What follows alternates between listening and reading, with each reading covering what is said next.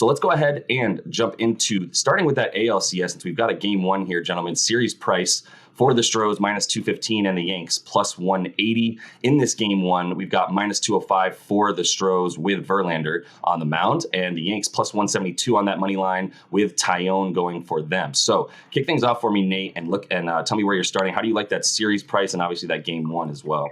Yeah, I mean, there's been some crazy fluctuation in terms of that money line right now. It's at minus 170 for Houston after climbing up to minus 210. I think people are looking at Verlander as not necessarily the difference maker, or just, taking the value on the Yankees at nearly plus 200. But I don't think Verlander's going to throw out two postseason stinkers in a row. He's pitched very well against the Yankees, and there's the massive rest advantage here that obviously makes the Astros very favored there. I mean, they already had a huge edge in terms of overall pitching staff, bullpen, fielding. And now that bullpen's been off since Saturday.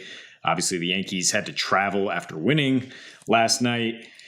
And you look at the Astros, their numbers 10-3 with at least 2 days off since 2020, 18-5 with at least 1 day off this year. They've won 5 of their last 6 against the Yankees. And the pitching matchup, I mean, we talked about Jameson Taillon when we thought he was going to start on Monday before the rain out.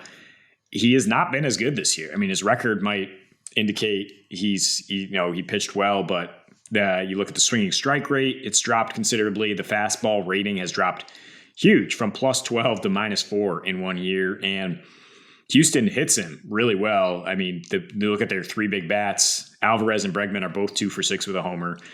Altuve's 4 for 9 with 2 doubles off this guy. And so you can't really go with a bullpen game considering how gassed the Yankees bullpen is going to be after that 5-game series that ended last night. So I'm not one to bet on minus 190, though, in a baseball game, period. But I think that game one of this series should go to the Astros, and then you get the old double up Astros game one win series, and that's even money. So, I mean, why not? If they're going to start 1-0, I think they can press that advantage and win this series. I mean, I would even look at even money for the Astros to close this in 6 games or less at plus 100.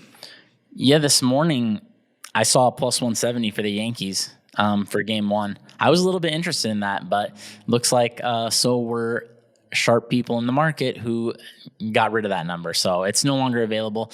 The best I'm seeing is a plus 165 now. I think plus 165 is flipping coins. I just can't bet it at that price. I'm the low man on Verlander. We know this all season. The Yankees match up okay against him. He throws a lot of fastballs. They were 7th against the 4-seamer, and his secondary is his slider. The Yankees hit sliders very well this year. They were 3rd best against sliders. I don't think the rest thing is as big of a deal. I mean, baseball, it's baseball. These teams are used to traveling and playing the next day. They only used Loaisaga basically for like an amount that I think he's going to be unavailable today. Other than that, I mean, Clay Holmes pitched an inning, but I'm assuming he can still go an inning today. They had days off before that. So I think with 2 right-handed leaning offenses in a park that's very strong for right-handed bats, I saw a plus 104 this morning. I'm still seeing some plus 100s on over 7. I think that's worth a look. Not usually excited to bet many overs in the postseason, but man, with these offenses in that park, and a guy in Tyone who is just fine. I think he's a roughly average pitcher, and like I said, Verlander, not a guy I'm rating as high as the market. So over 7 at plus has me a little bit interested. But as far as the series price goes, I thought it was fair. I told people in the Discord minus 175 was probably a good price. It opened around minus 175, minus 180, I think. So not any interest in wagering on the series price on this one.